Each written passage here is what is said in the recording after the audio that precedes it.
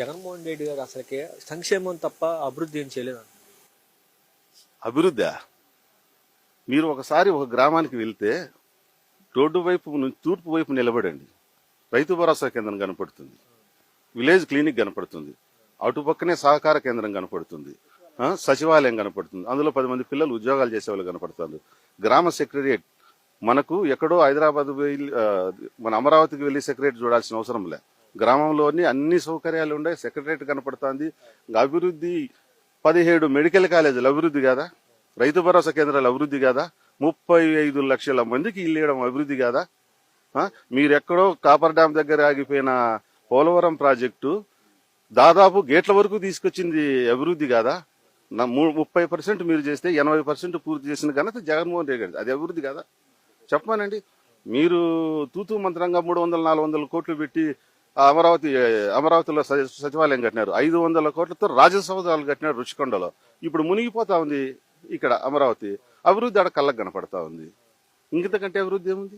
చూస్తున్నారు అక్కడ కూడా లీకులు అవుతున్నాయి అని చెప్పి పవన్ కళ్యాణ్ గారు. అది ఒక మనిషి మీద బురద జల్లాలంటే వాళ్ళ మనుషులు పోయి దాన్ని కొంచెం లాగేయడము, తప్పుగా చూపించడం, జగన్మోహన్ రెడ్డి మీద నిందలు వేయడానికి వీళ్ళు ఒక పథకం ప్రకారం చేస్తుండే పని తప్ప అదంతా ఏం కాదు. జగన్మోహన్ రెడ్డి గారి కోసం సొంతంగా కట్టించుకోవడానికి ప్యాలెస్ కట్టాడు అంటే జగన్మోహన్ రెడ్డి గారు సొంతంగా ప్యాలెస్ కట్టితే ఆయన ఆల్రెడీ ముఖ్యమంత్రిగా ఉన్నప్పుడే దాంట్లో చేరిండొచ్చు. ప్రజల కోసం టూరిజం కోసం కట్టింది. ఇప్పుడు మీరు చేరండి, అభివృద్ధి చేయండి, టూరిజానికి ఉపయోగించండి వాటిని. నిందలేయడం తప్ప ఇదంతా కరెక్ట్ కాదు. చూస్తున్నారు కదా సార్, జగన్ ఇప్పుడు రక్తాన్ని చూపించడానికి ప్రయత్నం చేస్తున్నాడు, యువతను రెచ్చగొడుతున్నారు అని చెప్పి ఒక శ్మశానం ఎక్కడ దొరికితే అక్కడికి వెళ్తున్నాడు. యువతను రెచ్చగొట్టాలనుకుంటే 2,50,000 మంది యువకులకు ఉద్యోగాలు ఇచ్చి గ్రామాల్లో ఉపయోగించుకునేవాడు కదా ఆయన. సచివాలయం వాలంటీర్లకు 2,50,000, వీళ్ళకు 1 లక్ష, దాదాపు 3.5 లక్షల ఉద్యోగాలు యువతకి ఇచ్చి ఉపాధి కల్పించినాడు ఆయన.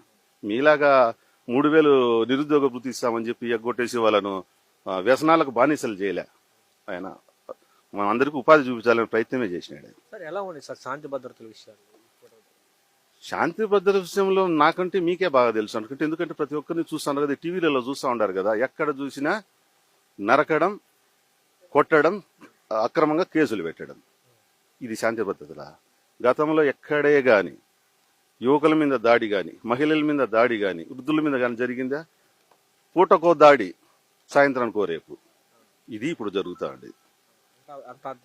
అధ్వానంగా, చాలా అధ్వానం. పరిపాలన మీద దృష్టి లేదండి ఈ కూటమి ప్రభుత్వానికి. ఎంతసేపు ఉన్నా దాచుకోవడం, దోచుకోవడం, తినిపోవడం తప్ప. మరి జగన్మోహన్ రెడ్డి గారు అప్పులు చేసి వెళ్ళిపోయాడు రాష్ట్రాన్ని, అందుకనే సంక్షేమం కూడా లేట్ అవుతుంది.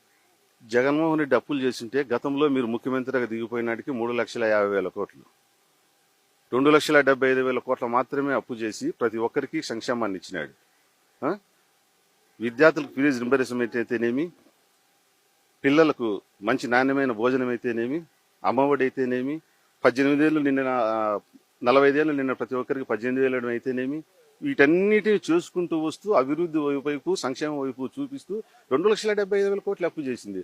మీరు ఇప్పుడు వచ్చినప్పటి నుంచి సంవత్సరం 6 నెలలకే 1,75,000 కోట్లు చేశారు. గతంలో 3.5 లక్ష కోట్లు తీసేస్తే ఎవరు అప్పులు చేసినట్టు? ఇప్పుడు చంద్రబాబు నాయుడు గారు కూడా మాట్లాడుతూ 6 గ్యారెంటీ పూర్తి అయిపోయినాయి, ఎవరైనా మాట్లాడితే 4 మందమైన పేరు అంటున్నారు. వాటి మాట్లాడాలి వ్యాఖ్యలు. ఇప్పుడు కూటమి ప్రభుత్వం వచ్చిన వెంటనే వాళ్ళు అమలు చేసిన పథకం ఒకటి, అందులోనూ పెన్షన్లు ఒకటి. అందులోని ఇప్పుడు 4 లక్షల పెన్షన్లు తీసేసినాడు. ఉచిత బస్సు అని మీరు చెప్తా ఉన్నారు. ఏ బస్సుల్లో ఇస్తున్నారు ఉచిత బస్సు? కొన్ని బస్సుల్లో లేదు. 100కి 33-34 బస్సుల్లో మాత్రమే వాటిని ఇస్తా ఉన్నారు, మిగతా బస్సుల్లో లేదు.